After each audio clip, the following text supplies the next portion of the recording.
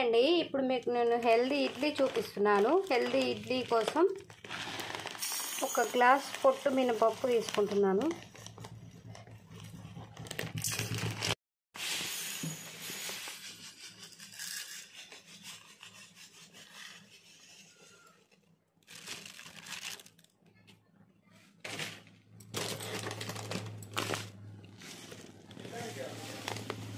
పేర్లు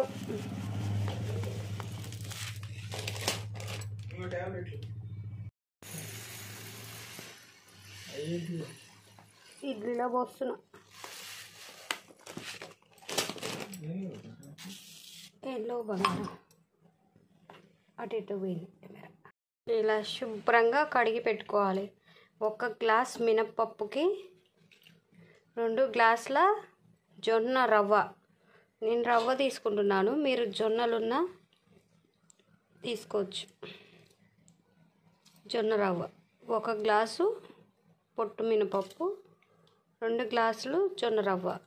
శుభ్రంగా కడిగి 4 గంటల పాటు నానబెట్టుకోవాలి.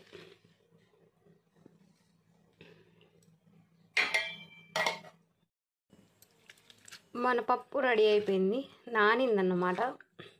4 అవర్స్ తర్వాత ఇలా ఉంటుంది. ఇప్పుడు ఈ పొట్టు అంతా పోయేటట్టు కడుక్కోవాలి.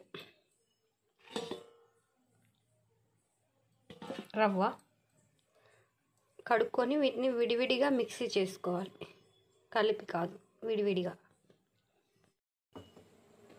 ఇలా మినప్పప్పు రవ్వ వేరువేరుగా మిక్సీ పట్టి కలుపుకోవాలి.